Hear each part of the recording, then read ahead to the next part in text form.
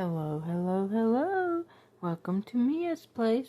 Today I'm doing a book review on The Truth War by Dr. John MacArthur.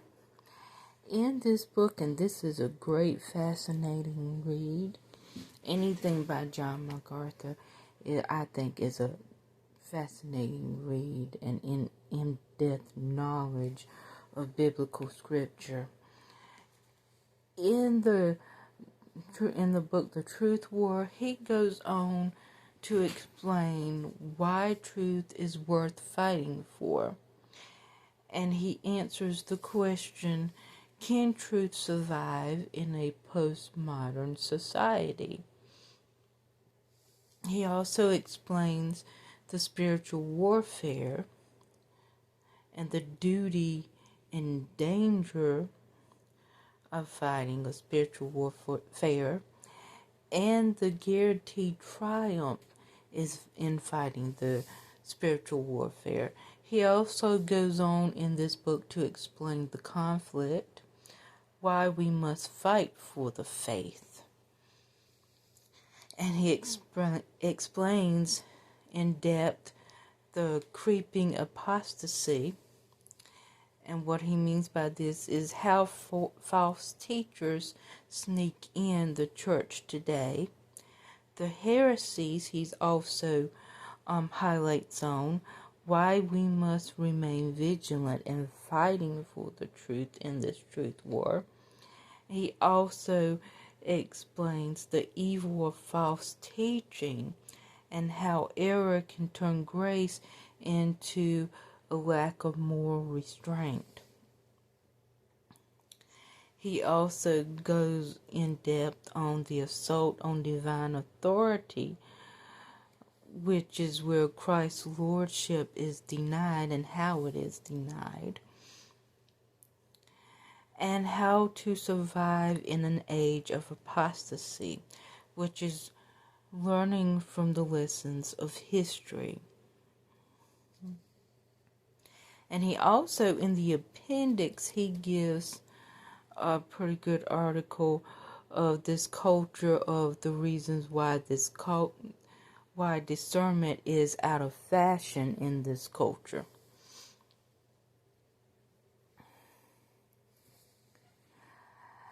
And this is a very, very good read. I'm going to read a passage in the introduction on this topic of the truth war to give you a little taste of what this book is about.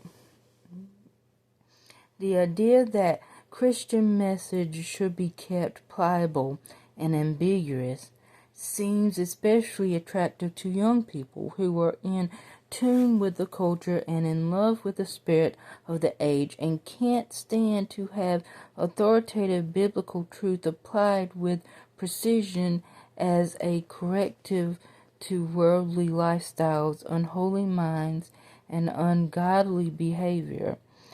And the poison of this perspective is being increasingly injected into the evangelical church body. But that is not authoritative Christianity.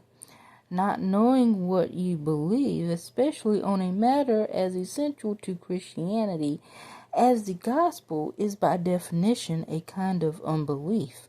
Refusing to acknowledge and defend the revealed truth of God is a particularly stubborn and prestigious, my southern accent is mispronunciation.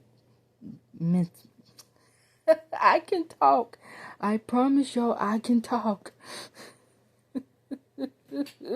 Give me a moment. I'm mispronouncing this word. Prestigious. Thank you. Stubborn and prestigious kind of unbelief. See, I can talk.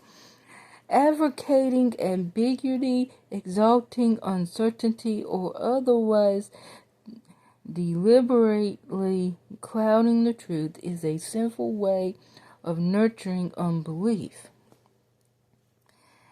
Every true Christian should know and love the truth. Scripture says one of the key characteristics of those who perish, people who are damned by their unbelief, is that they did not receive the love of the truth that they might be saved. 2 Thessalonians 2:10. The clear implication is that a genuine love for the truth is built into saving faith. It is therefore one of the distinguishing qualities of every true believer. In Jesus' words, they have known the truth, and the truth has set them free. John 8:32.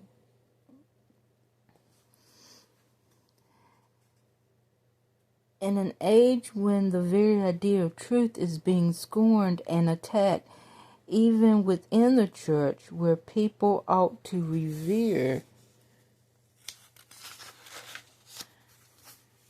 the truth most highly, Solomon's wise advice has never been more timely. Buy the truth and do not sell it. Proverbs 23:23.